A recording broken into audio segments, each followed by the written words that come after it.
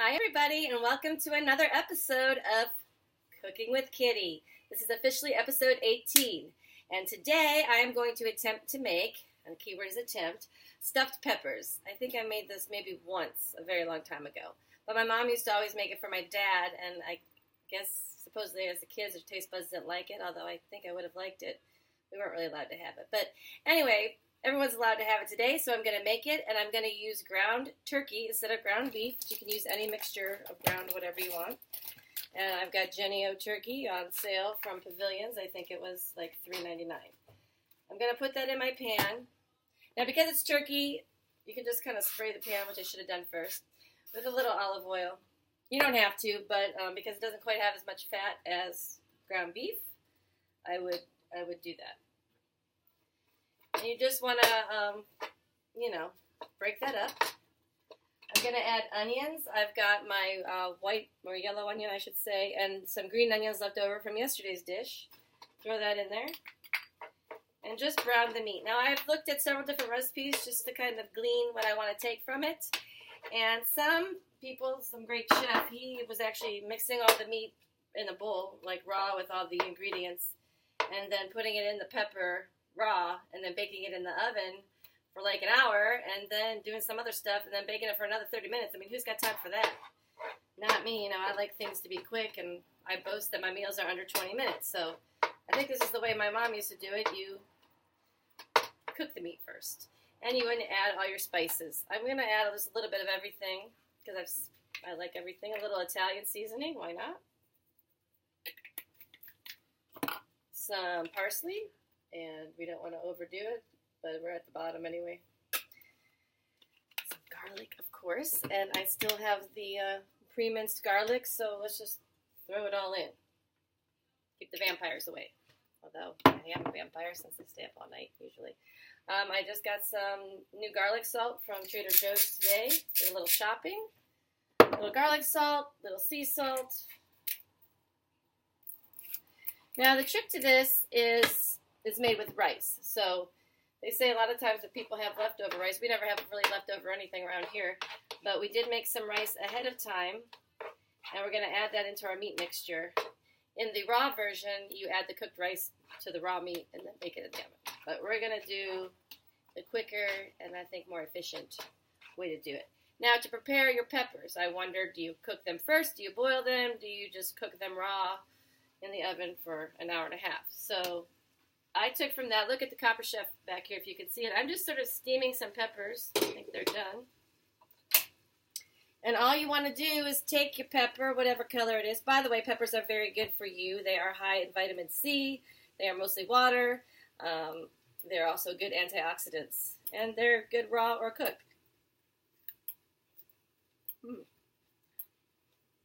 Scoop out all the guts, the stem, the seeds. The membrane's insane in the membrane, but membranes, try to keep your lid intact, unlike mine. Take out the stem because you make a nice little cap on that. And don't worry, I'll eat the green one, because I already know I bit out of it.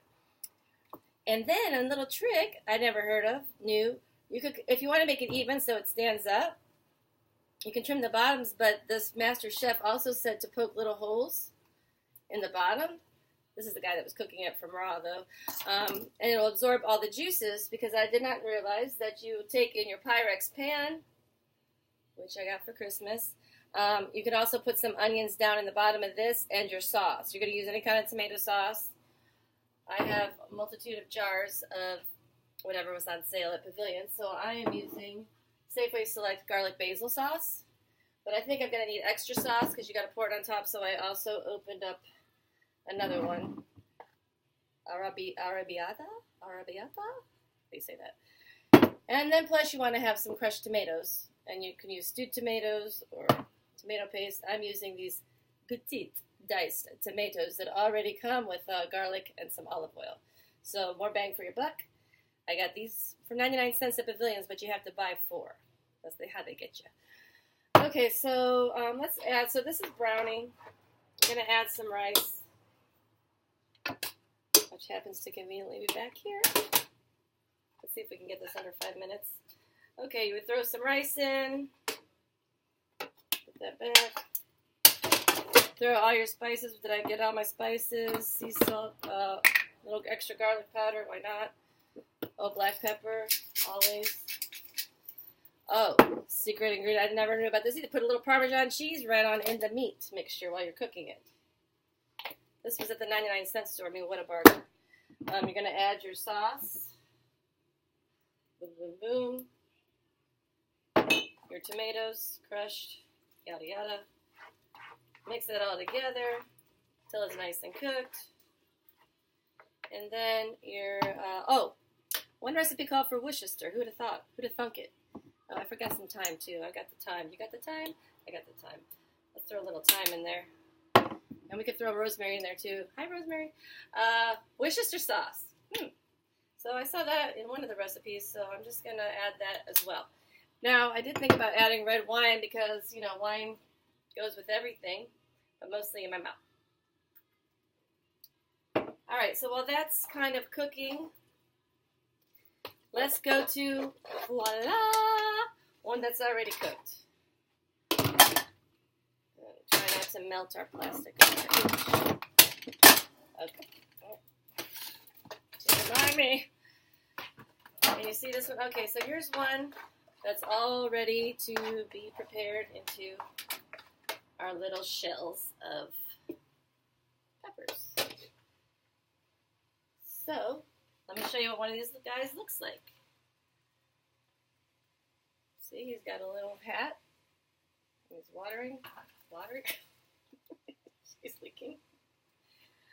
Oh my gosh. Okay, so it's already kind of soft. So you're only going to really be putting it in the oven to warm it up, melt some cheese, and sort of just coagulate all those flavors together. So you would just basically go ahead and stuff this guy. And it's okay if you miss the hole, because, you know, any leftover meat always goes around the edges. At least that's what I remember my mother always had extra. And you can throw a little cheese. I've got this nice cheese. It's a combo from the 99-cent store. I'm really going to have to get a hold of their corporate office for some sponsorship. And then you put the hat back on the guy. He's going to town. And then maybe a little more cheese. No, maybe sauce first. What do you think? Sauce first? A little extra sauce. Which, you know, you would have a bunch of these here already. A little extra cheese. Da-da-da. And then you would put it in the oven. Now, where do we have room? So let's pretend. Well, we're not pretending. We're really putting this in the oven. And let's get our oven mitts and see what happened with the one I pre-made. Take a gander at that. I don't want to burn myself, but well, that looks pretty good. Let's get a plate. See if we can get a closer look. See if we can maybe cut into it and look at all the deliciousness. So here I've used orange, red, and green tomatoes. So it's whatever your choice is. Green onions. Green peppers seem to be the cheapest ones on the market. Yellow ones are $1.29 at Trader Joe's, yet red is 99 cents. But yet a bag of 4 that need to be used right away at the 99-cent store is 99 cents. So you do the math, and depending on how fast you're going to eat it. And we will... Oh, the other thing is, you can also lay your peppers on the side if you have ones that are kind of elongated. I will take better pictures for the presentation on Facebook, but there you have it. Sliding away. Stuffed peppers with turkey and tomato and rice and everything else. The other peppers I was telling you about, if they're long, you can cut them like lengthwise like this guy. And just lay them on their side. All right, I guess it's not a show unless I taste it, right? How many minutes are we at? I don't know. Maybe I should just learn how to edit a YouTube video. I think it might be easy, but this is kind of more fun.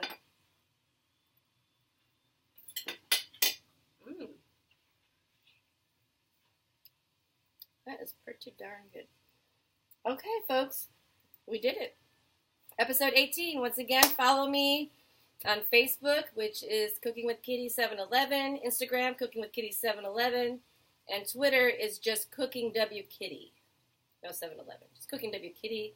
And of course, please subscribe to the YouTube channel. And please share. Please, spread the word. Follow me on Facebook.